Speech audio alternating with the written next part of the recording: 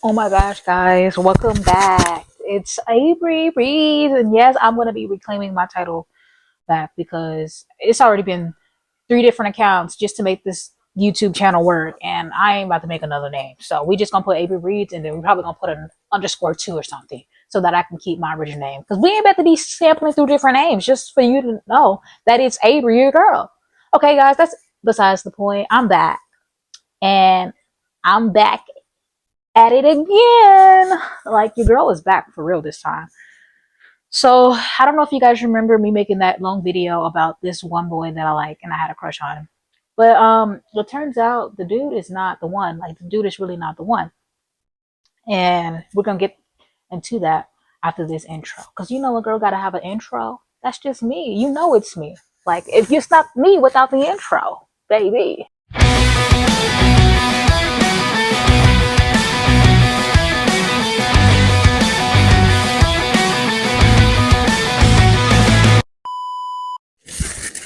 Okay, so basically, I went, I invited this guy that I really liked to the Pride Parade, right? And I was really hesitant about inviting him in the first place, given the fact that he was Catholic, and you know how the Catholics' views are on the Pride community, and so I guess I really wanted to like spend time with him since I hadn't seen him for a while.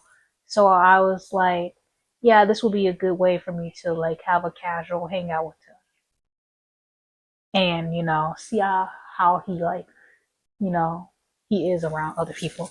And so I invited him to it over text. And to be honest, I wasn't expecting him to be like, yes, like that was something he would be open to like going to. And so when he did say he wanted to go, I was like, oh wow, that's awesome. But after that text of him confirming that he wanted to go, he had also texted me saying how, I bet you're wondering why I'm even interested in going in the first place. I didn't think anything of it. I was like, oh, of course not. Just, it is what it is kind of thing. Like, you either want to go or you don't. I didn't think anything of it.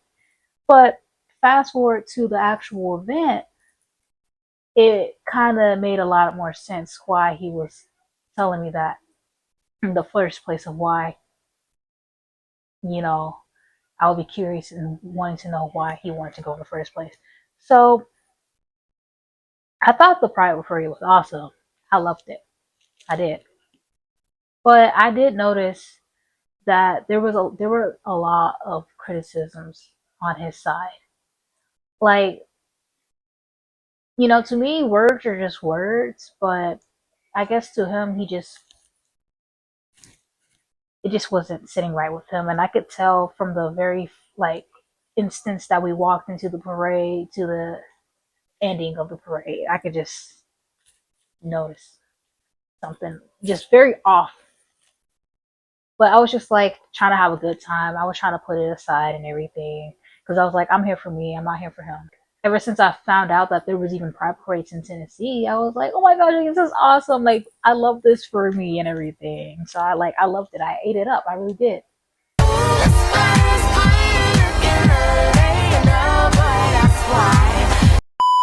Stay tuned in because this is where it gets juicy. Okay, so we're walking through the parade and everything, and all of a sudden he wants to tell me a story about his sister, and me, of course, thinking that we're at a pride parade, he's gonna be like, his sister just came out of the closet to him and everything. And of course, I was kind of on the it was close enough to what he was going to be like opening up to me about, but it wasn't quite it. So we're walking through the parade and everything, and I see a lot of flags and a lot of people just taking it all in. And then all of a sudden, he's like, Avery, I don't know if I told you about this, but my sister, there was one time where she came home with like a pen, a rainbow pen on her shirt from school. And I want you guys to like um keep that in note that it was a rainbow pen, right? Because this is gonna like be important for the next part that I'm gonna tell you. So he tells me that she came home with that on, and I was like, in my head, I was like, okay, she's like, she's secretly in a closet and whatever, and he just couldn't pick it up or whatever. And he was telling me how like how she hadn't yet like came out of the closet to them directly. And I was like, so yeah, I was like, so like, what's the problem? Like, what's the dealio with that? And he was telling me about stuff like how his sister basically would pray to God for her to not be gay anymore, for God to basically like make her straight, like stop her from having like these, these things that make her gay or whatever. And in my head, I took that as a red flag, and I was like, yeah, like if she's praying for like God for her to not be homosexual anymore, that's saying a lot about like her environment. Like that's saying that she doesn't feel accepted in her environment. Like she doesn't feel that she can be herself, and she doesn't feel welcome. And I told that to him later on and everything, and he would say that he accepted the community, but the words and his actions just didn't click at all. And so back to the story about his sister and everything. In a later event, it was discovered that she was cutting herself, and she was like, you know, she was hiding it from her family, and where she would cut herself would be like right here, like in the shoulders, so that like if she wear a shirt, they wouldn't notice or anything. But I guess the sister came out to her mother, like quite frankly, and was like, I've been praying to God for me to not be gay anymore. It just took me off guard, and I was just like, dang, like I don't think you guys are actually accepting. Like I think you literally came to this parade, you know, just to judge, because that's what he did. He came to the pride parade to judge people left and right. Like if he was like he would literally there'd be people what like wearing just normal shirts, and you know how people are. They'll wear shirts and they'll be saying like, maybe not some kid appropriate words on it. Literally, he would like eat those people up with those t-shirts and just be like, Avery, I don't think I agree with that. Like, do you agree with that? And I was like, dude, it's just words at the end of the day. It's not like it's bothering you. Let him be. And then it just kept getting annoying because like every 5 minutes he had something to say, and I was just like, bruh, like if you're not accepting, like why be here? Like the like I was trying my best. I was trying my best not to to hold my cool, but it was getting to a point where I was like, I'm about to knock this man out. Like if you make one more comment. FBI? Him. Come on in. Hurry it. I was like, nah, dude, like this is not it. Like I'm ready to go. And I'm over here enjoying it, and he over here gotta like speed, make me like rush through everything. I'm like, nah, dude, like you came on my turn. Like if you want to go, you go. Like he was my ride for real though, but I could like call my Muppet. Oh my god,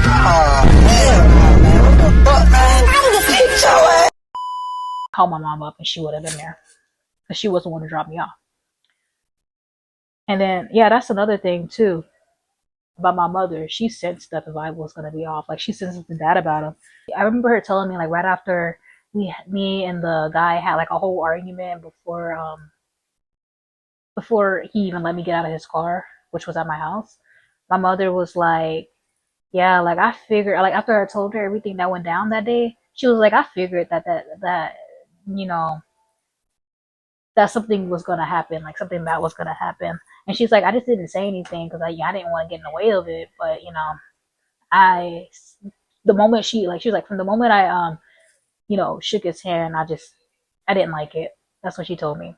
And I was like, oh really? And it's like it's not the first time she's told me something like that. And I just blindly stumble into things because I'm naive. I want something that just cannot be had or had.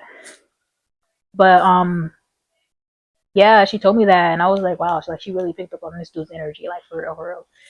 And I told her everything, and she was like, she was like, I wish you would have told me this, because I would have like low key, like I would have jacked him up. I would have like we would have been fist fighting kind of thing, like because he like forced the Bible down my throat, um, for like an hour and a half in his car. We were just arguing back and forth about whether or not being homosexual should be normalized and what love means and everything. And I tried my best to not knock him out, because a girl was trying to hold her emotions intact, but he was working me up.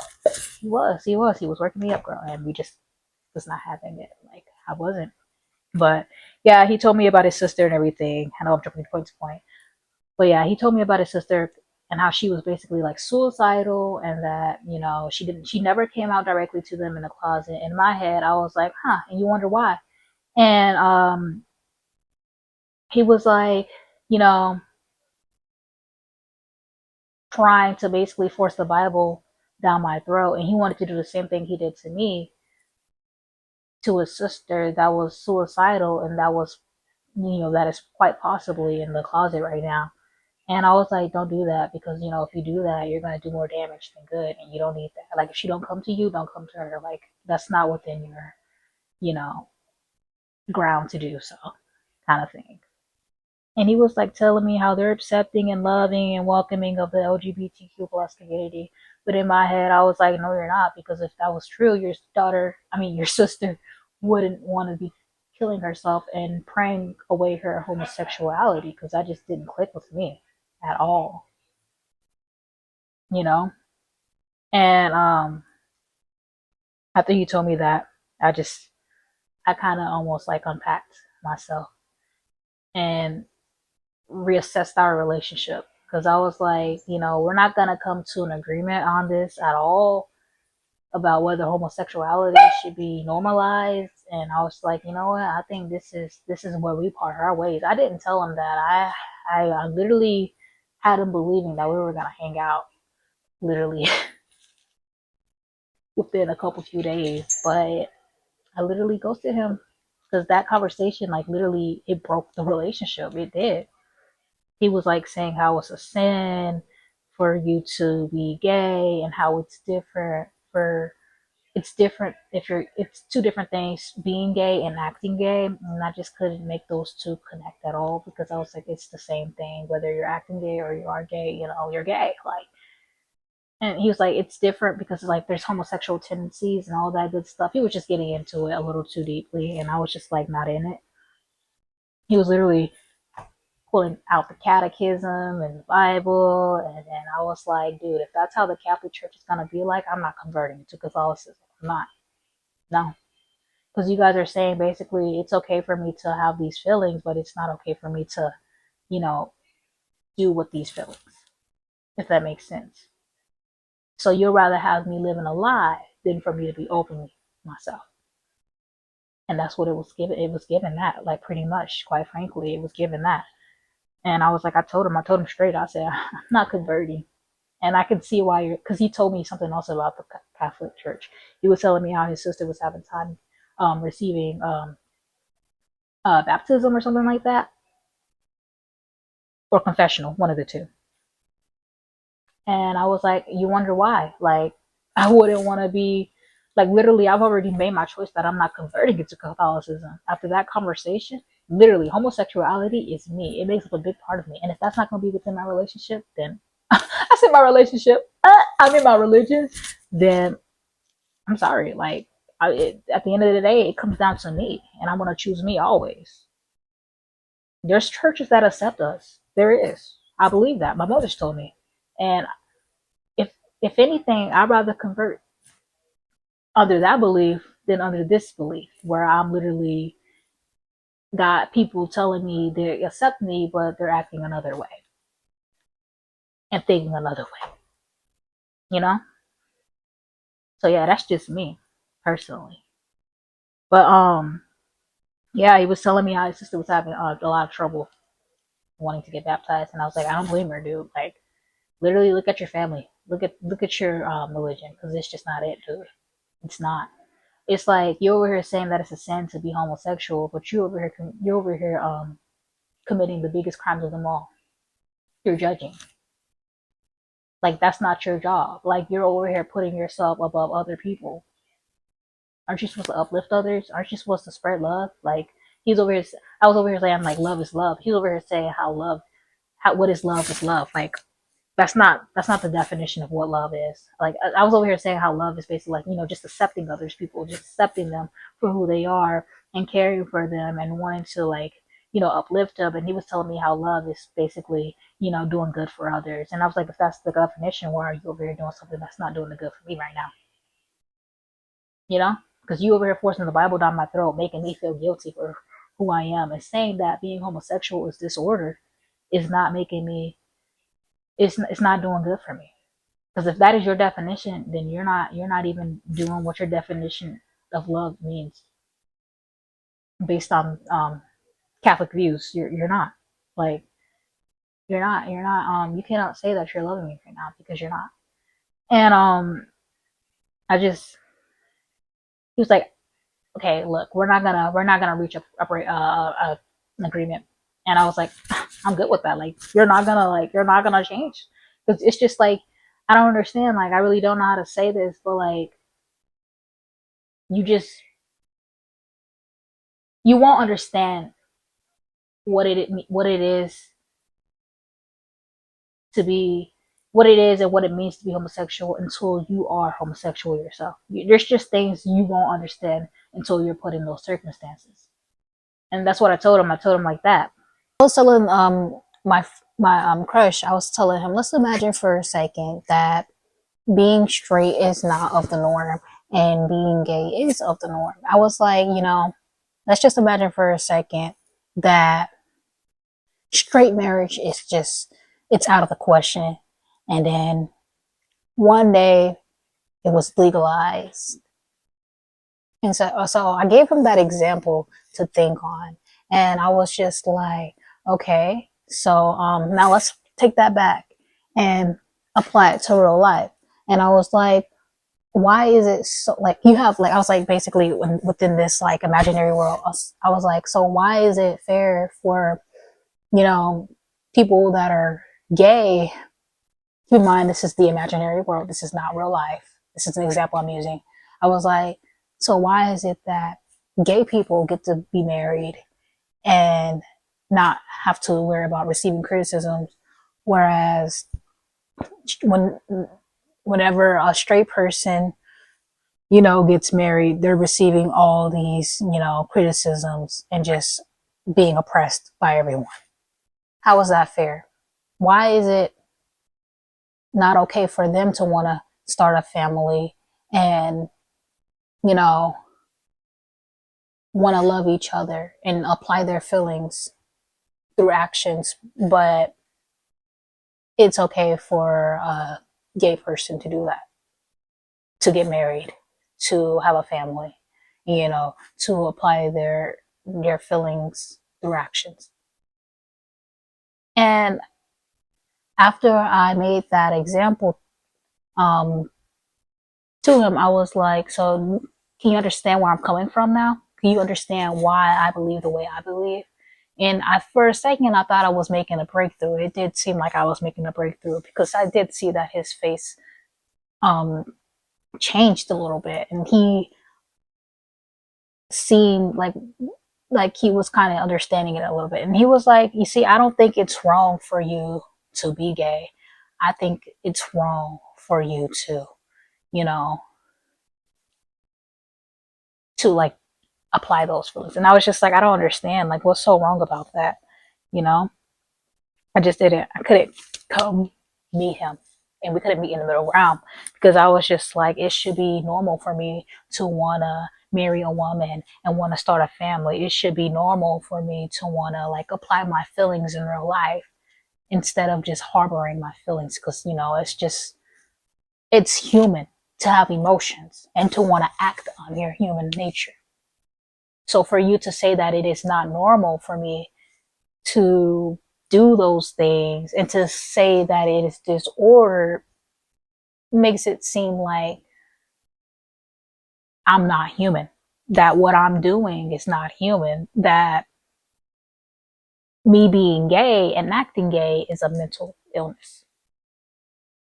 And I was like, the second that he told me that homosexuality is disorder, girl, I almost reached over that seat and knocked my, I almost like over the seat. I was like, don't use that word. Don't use that word. I don't like that word. I said, I don't like that word because a long time ago, they used to like literally um, homosexuals used to be seen as people with mental disorders and mental illnesses. And, you know, back in the day, like, I'm not joking, like, look it up. There was a lot of homosexuals literally put in psych wards just for, being who they who they were basically. And yeah, I was just like, I didn't understand, because I was, he just kept going back and back to this original point about God making man and woman, and how it was meant for man and woman to reproduce. And I was like, if that's the case, you know, why is it a problem for both, like for two people of the same sex to get married and have children? They're still reproducing, they're still spreading his seed, are they not? They're still reproducing. You can still reproduce of the same sex. I've seen it multiple times. It might not be like, the child might not be both of yours, but you can still like you can still reproduce. And he was just like not having it, and he was just saying how you know that sperm donors shouldn't even be a thing. It should be something that's between a woman and a man, um because that's how God intended it to be. And I was just like, whatever. We're not gonna reach a middle ground. We're just not. And I kind of just gave up right there, because it didn't seem like anything was getting through him at all. It didn't. And so I just decided to myself then that, if he doesn't think that it should be normal, then goodbye, like out the door, So we just went back and forth literally for an hour and a half off of that point. And then him basically going back to his sister's case and whether or not he should just accept her for who she is. And yeah, we just went in a circle. And he would pull out the Bible stories, and I was just like not having it, because I was like, dude, like, why are you forcing that down my throat? You can see why people view Catholics the way they do. Like, you see why. You wonder why. You do stuff like this, people don't want to get involved with the Catholic Church. And it's funny because I wanted to convert. I literally did. I felt that I was like, that was my church until recently. And yep, sure enough, we broke apart. And that's how me and the Catholic Church were no longer best friends. Dale.